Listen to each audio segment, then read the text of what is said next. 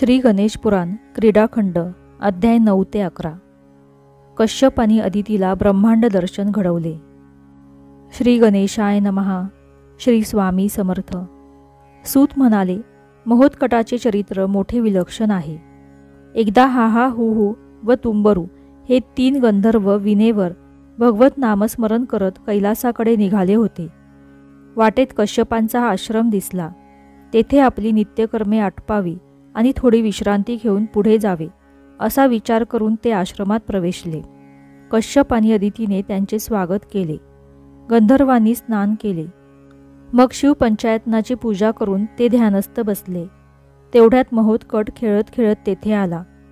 त्याने पंचायनात मांडलेल्या देवी, विष्णू, शंकर, गणपती आणि सूर्य यांच्या मूर्ती दूर भिरकावून दिल्या। ध्यान संपल्यावर ही गोष्ट गंधर्वांच्या लक्षात आली। त्यांनी कश्यपांकडे तक्रार केली। त्यांनी महोत्कटाला विचारले। अदितीनेही त्याला काठीने दरडावले। तो म्हणाला, यांचे देव कुठे गेले मला माहीत नाही, मी काहीही केले नाही, पण त्यांना खरे वाटेना। दोघेही त्याच्यावर रागावले। तेव्हा तो भोकाड पसरून रडू लागला। त्यावेळी अदितीचे त्याच्या पसरलेल्या तोंडाकडे लक्ष गेले। त्यामध्ये तिला स्वर्ग, मृत्यू व पाताळसह 14 भुवने आणि अनेक प्रकारच्या सृष्टीने भरलेले विराट ब्रह्मांड दिसले। ते पाहून तिला भोवळच आली। कश्यपांनाही त्या विश्वरूपाचे दर्शन झाले। त्यांनी त्याचे महात्म्य ओळखले। हा परमात्मा आहे याची त्यांना खूण पटली। आपला पुत्र ब्रह्मांडाचा स्वामी आहे, सृष्टी नियंता आहे हे जाणून अदितीने महोत्कटाला हृदयाशी धरले। कश्यप गंधर्वांना म्हणाले, महोदय, माझा पुत्र लहान आहे, याने मूर्ती टाकल्या असतील, तरी याला क्षमा करा, भोजन करून विश्रांती घ्या। गंधर्व म्हणाले, त्या आमच्या नित्यपूजेतील मूर्ती आहेत, त्या परत मिळाल्याशिवाय आम्ही येथील पाणीही पिणार नाही। कश्यपांनी महोत्कटाकडे हेतुपूर्वक पाहिले तर काय आश्चर्य! पूजास्थानी पंचायतन देवता त्यांच्या सर्व वैभवासह विराजमान दिसल्या। कश्यप पुत्राचे ते लीला कर्तृत्व पाहून त्या 3ही गंधर्वांनी त्याला आदराने वंदन केले। त्याचे भावपूर्ण स्तवन केले। भोजन झाल्यावर ते कैलासाच्या वाटेने निघाले। महोत्कट 5 वर्षाचा झाला। कश्यपांनी त्याचे चौलकर्म व मौजी बंधन करण्याचे ठरवले। त्रैलोक्यातील मान्यवरांना निमंत्रणे पाठवली।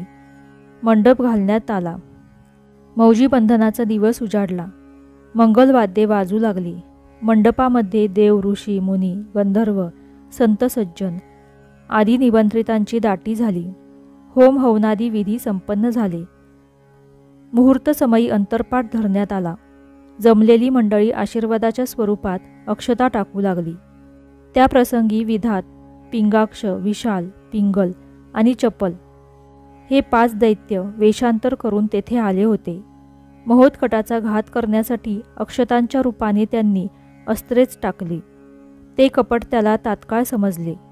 त्यानेही अक्षतांवर 5 अस्त्रे अभिमंत्रित करून त्या दैत्यांच्या दिशेने भिरकावल्या। त्या अस्त्रांनी त्या दुष्टांचा मंडपातच निकाल लावला। ते पाहून आनंदित झालेल्या देवतांनी व ऋषीजनांनी पुष्पवृष्टी करून महोत्कटाचा थोर जय जयकार केला। राक्षसांची प्रेते दूर नेऊन त्यांची विल्हेवाट लावण्यात आली। मंडपस्थान स्वच्छ करण्यात आले। त्यानंतर उर्वरित विधी सुरू झाले। कश्यपांनी महोत्कटाला गायत्री मंत्रोपदेश केला। अदितीने त्याला कौतुकाने भिक्षा घातली।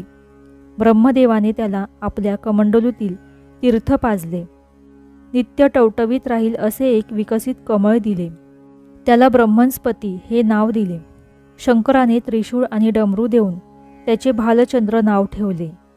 कुबेराने आपल्या गळ्यातील अमूल्य माळ देऊन त्याचे सुरानंद असे नाव ठेवले। विष्णू, शेष, देवी, वायू, वरुण, सागर आदी सर्व देवतांनी त्याला अनेक भेटवस्तू दिल्या। इंद्राने मात्र काहीही दिले नाही।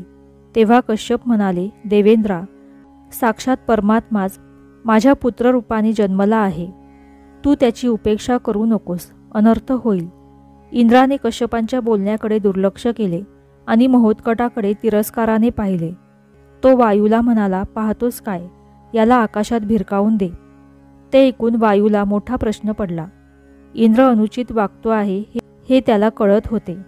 पण त्याची आज्ञा मोडणे त्याला शक्य झाले नाही. त्याने उग्र वादळी रूप धारण केले. त्या झंझावाताने पर्वत शिखरे ढासळली. प्रचंड वृक्ष उन्मळून पडले. सर्वत्र हाहाकार माजला. कार्यक्रमाला जमलेली सर्व मंडळी भयभीत झाली. इतस्तता भरकटली. महोत्कट मात्र आपल्या जागी ठाम उभा होता. वायूचे त्याच्यापुढे काहीही चालले नाही. इंद्राने अग्नीकडे सहेतूक पाहिले तेव्हा वन्वी एकदम भडकला. त्याच्या ज्वाला चराचराला भस्म करत अधिकाधिक उंच वाढू लागल्या. महोत्कटाने त्याला गिळून टाकले. संतापलेल्या इंद्राने त्याच्याकडे रागाने पाहिले तर काय आश्चर्य! त्याच्या ठायी त्याला अनंत हस्त, अनंत पाद, अनंत मुखे असलेल्या आणि अनंत आयुधे धारण केलेल्या विराट पुरुषाचे दर्शन झाले. त्या दर्शनाने इंद्र कृतार्थ झाला. महोत्कट हा परमात्माच आहे याची त्याला खूण पटली. मन निशंक झाले. तो अनन्य भावाने त्याला शरण गेला. त्याची पूजा केली. भेट म्हणून आपला अंकुश दिला. त्याचे विनायक असे नाव ठेवले. मग त्याने विश्वरूप स्तोत्राने त्याचा अगाध महिमा वर्णन केला. जो कोणी हे स्तोत्र नित्य त्रिवार पठन करील त्याचा सर्वत्र जय होईल, असा महोत्कटाने त्या स्तोत्राला आशीर्वाद दिला. अशा रीतीने गणेश पुराण क्रीडाखंड अध्याय 9 ते 11 समाप्त. श्री गणेशाय नमः. श्री स्वामी समर्थ.